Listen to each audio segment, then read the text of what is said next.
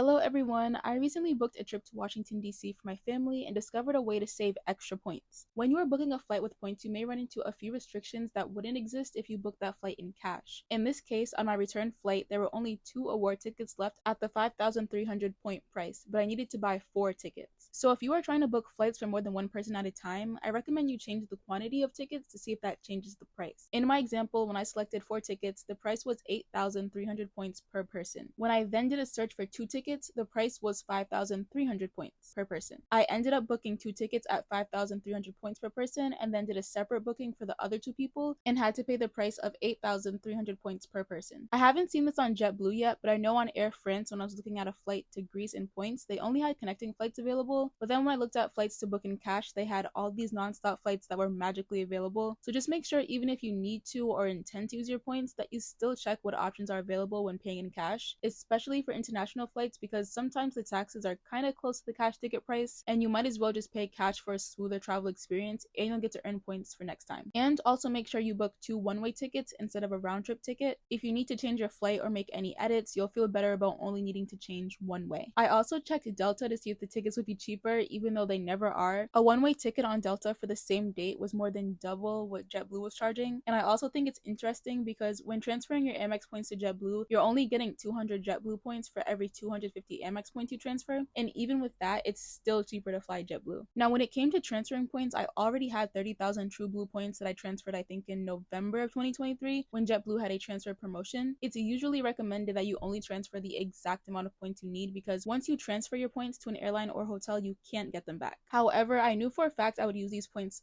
sometime this year.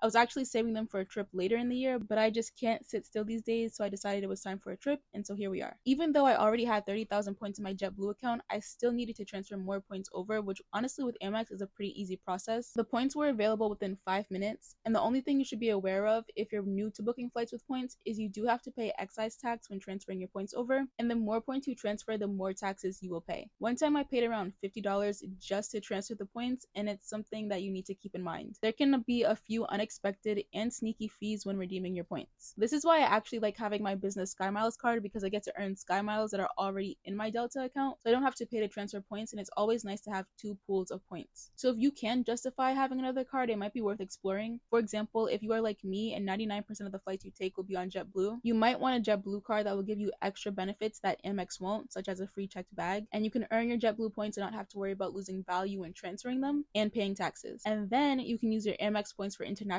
trips and more expensive business class seats. Overall, the process of booking flights with points is pretty straightforward, but it does take a little work to make sure you're getting the best price. Thank you so much for watching, and I will see you in the next one.